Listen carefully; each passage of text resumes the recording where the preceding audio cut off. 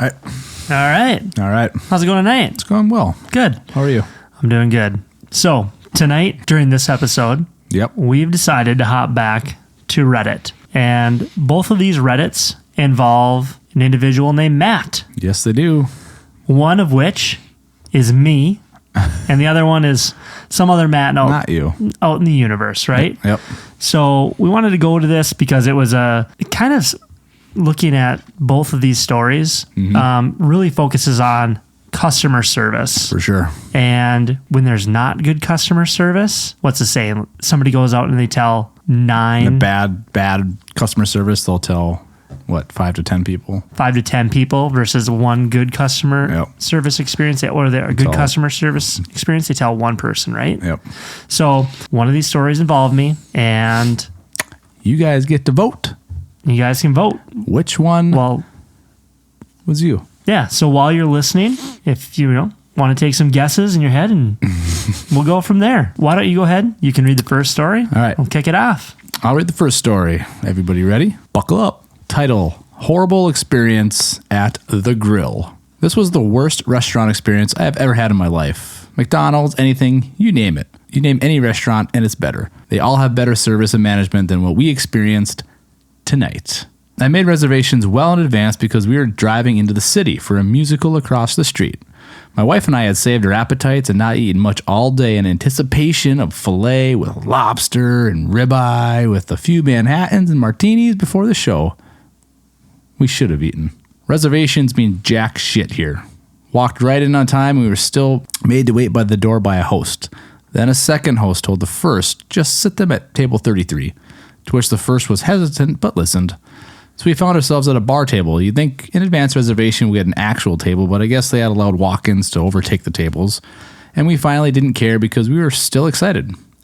Waiter Matt, this guy, came over quick and took our order right away. We wanted to order fast to get food and have time to enjoy it. He assured us that an hour and a half would be enough time to eat, drink, make it to the show. Our drinks took kind of long, but we were still happy to be out on our big once-in-a-blue-moon date night. We have 3 young children and no one wants to watch them. Drinks finally arrived and we're good. Not sure $20 good, which is what they were priced, but who cares? That's where even the slight good stopped. For the remainder of the hour and a half, we waited for our food. Our waiter even came back and said it would be out momentarily and we would have enough time to eat, at which time we ordered 2 more drinks. Nothing ever came. No one checked on us. Our waiter avoided us because I think he forgot about us at the bar table. No drinks, no food were ordered. Nothing for over an hour. At 7:44, our show started at 8.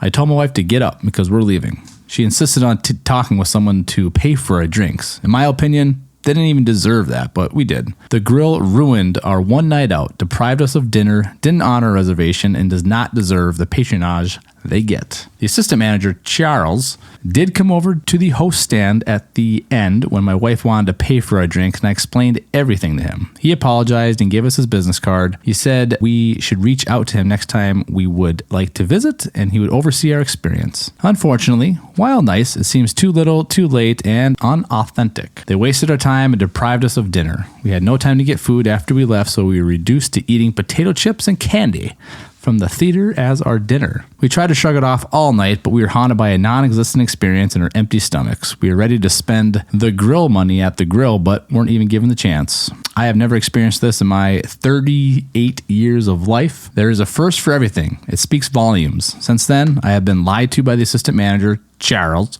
and shrugged aside by Landry Corporate. Should I expect to take responsibility or just walk away? Whew. I mean, my stomach's growling at that play just reading this. What'd you do? All right, let's break it down, right? Yeah. I think that if you have to wait an hour and a half, the restaurant should be giving you the meal for free. If it was legit and there wasn't some crisis happening, but on the same rate, just walk away. Is it that important? Are you going to keep hounding them down? At what point do you give up? I mean, you're almost committed, right? Because if you go to this restaurant as a couple and you're planning on going to this play right after, and you're already waiting 45 minutes to an hour, then you're like, oh, let's go somewhere else. I mean, you're already there. You're committed, hoping that, okay, we've waited long enough. If we go somewhere else, are we even going to get an appetizer? Because we got to go to our show pretty soon. Fair enough. But my question, because you have been in the restaurant business for many years as a waiter, as a waitress, when you know the food is behind, maybe it's busy, maybe they forgot about you, but maybe your manager or supervisor says, yeah, go tell them we'll be up momentarily. It's going to be like 45 minutes. You know, throw some peanuts at them, get them a drink. And you know, walking up to them, like, do you deliver that message authentically? Or are you like, folks, it's going to be a while? Or in this instance, listen to the manager. It'll be up momentarily. And you know that's not. Is that okay? Right. No, you don't lie. Right. You just say, hey guys, I know you have the play coming up. To be honest with you, the kitchen is running really behind. I don't think we're going to be able to get the main course meals out. So I would suggest ordering something quicker, maybe something X, Y, and Z on the menu. Like we can crank those out pretty quick for you. But if you're doing lobster filet mignon and a crab boil, it's just not going to work out. What do you do though? So they didn't do anything, right? They said, come back, we'll take care of you. But in that moment in time, to make this couple leave happy and enjoy their evening, and they really want a filet or a lobster, is it just like, drinks are on us tonight? Yeah. Here's a couple extra. Hey, here's guys. a free appetizer. Pretty much a free meal because we messed up. Sorry you had this experience. Obviously, we didn't have our shit together today. And hey, we're going to take care of you. Here's my business card. Here's a coupon, or like, here's a free meal. Here's. I mean, you're not going to wash the bad taste out of their mouth, but like, what can you do to help them come back, right? Hey, after the play, we'll still be open. Come back in. Yeah, that too. Dessert, wine on us. Whatever it may be. Good. Make it right. Yeah. So not a crazy story. Reddit story. It probably happens a lot, but we just thought it was very just fitting for what our podcast is about and customer service. You've been in the restaurant business, and this happens all the time. So thought that one was worth sharing because that may have been you. Might have been. We'll find out. What's the next one? All right, I got one. All right, you ready? Story number 2. Story number 2. It's am I the asshole? I, 38 male, recently visited the county courthouse and had a less than stellar customer service experience. I realized that it's a government building and I'm dealing with government employees, and they aren't always the most helpful, but still, let me set the stage. I was trying to help a family member fill out a quitclaim deed due to a transfer in property because of a death. There were a few items that were required, and I didn't quite know how to fill the form out correctly without having the form being rejected.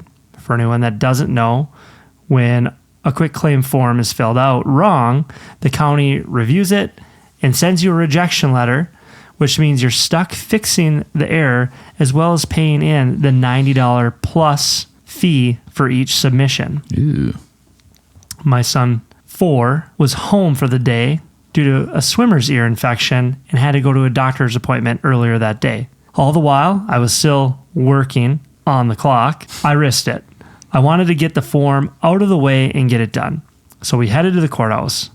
Immediately, I knew my son wasn't very happy about this, as he was full of energy and begging me for a show, aka screen time.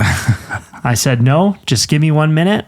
We entered the office and a lady behind the counter came and greeted me. I explained that I needed some help with a quitclaim deed.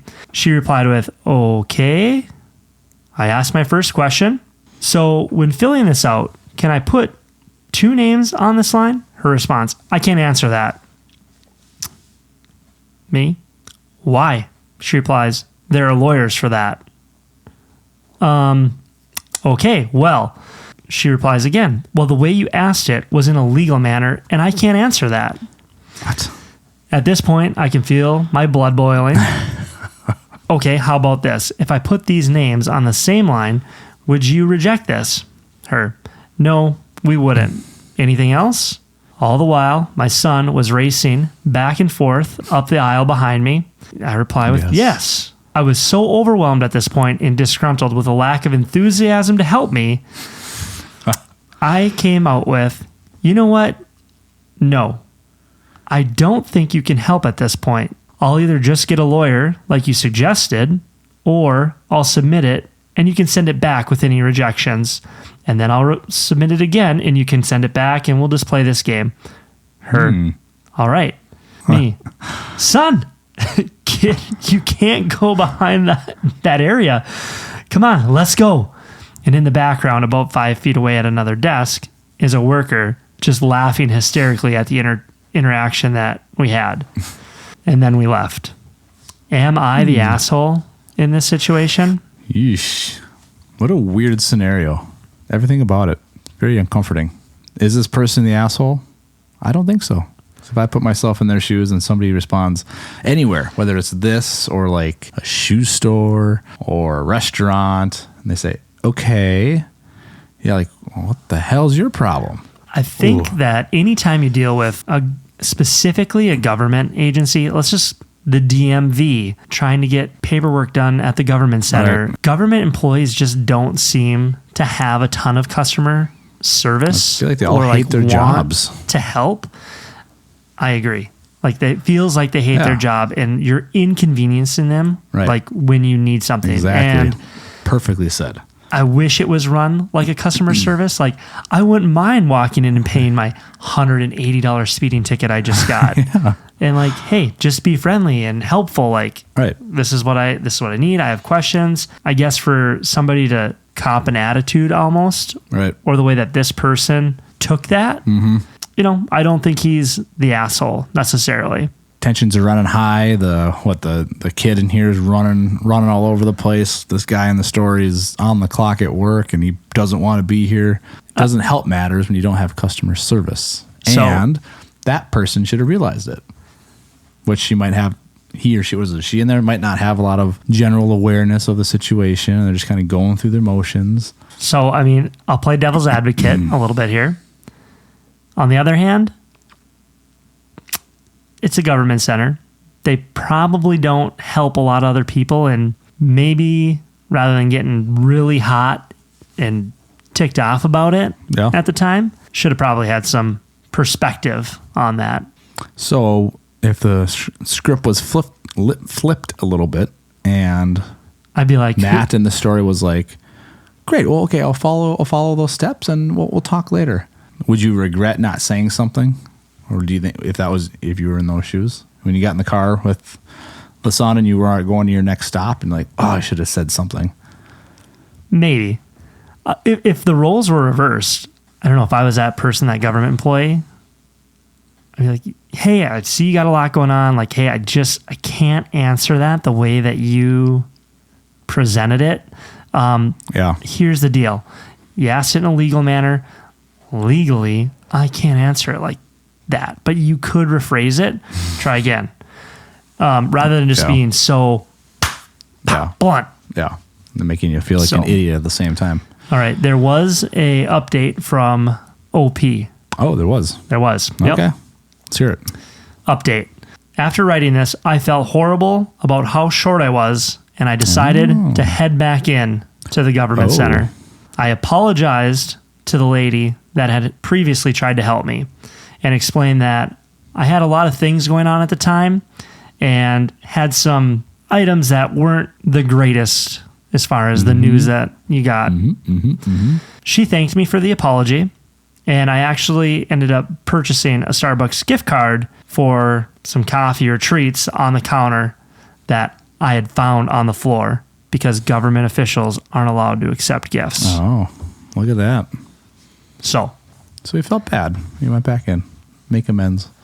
Yeah. So with all that being said, these two Reddit stories, I think the reason why we picked these two stories and talked about it is, one, I actually was a person with the quick claim deed at the government center. And I did walk out of there ticked off. And after having a few moments of decompression, I felt bad with how short I was after our interaction. Yeah, 'cause you don't really get like that. You're a pretty chill, easygoing guy. I was. And I think it's super important for, on both ends of the spectrum, whether you are the person behind the counter, you're the server, or the person at the restaurant waiting, Or me with my kid running back and forth. Yep. For the love. You have to have some self-awareness of how Absolutely. you're treating other people and where you might have been out of line to a degree. Yeah. I don't necessarily think that I was totally in the wrong. We weren't jiving. Right. For anybody that's out in the workforce, if you are ever going to be public facing, you need to watch what you're doing, because in my brain, I felt bad. And then I'm like, well, I may run into these individuals again. Yeah. I work in close proximity to that building. I'm there for other reasons that have to do with my work. So Yeah. I felt that it was important to go back and own up my portion of that interaction. So I think that's really an important lesson. And then I'm going to jump back to the restaurant. They absolutely should be comping that person's meal. Yeah. 100%. Yep. At the same rate. I don't know what was transpiring back in the kitchen. I've worked it. I've seen it. I've had people walk out on bills and they never got their food, or they waited an hour long, and it's like, holy shit, I forgot to put their ticket in, and that was 27 minutes ago. Yeah. And this is a 30-minute meal, like, to cook. Yeah. And as a server, my first instinct, That's crappy. It's got to be a crappy feeling. and I've done both when I was in the restaurant industry. You know, early in my restaurant career, I probably did say, hey guys, food's coming. I'll get it out as quickly as I can. Do you guys need anything? You want some more drinks? To whereas on the back end, you've dealt with it enough. You're like, guys, I really want to apologize. I put your ticket in, it fell off the cook's line. Yeah. Something. I forgot to put your meal in. I want to apologize. I know you guys have things going on. I'd like to give you a free meal if you're able to stick around. I understand. If you can't, here's $30 in, at the time, Perkin dollars. Right. So it's got to go both ways. And I just think, that was that was the lesson that we were trying to convey, right? Is be self-aware with what you're doing. Yep.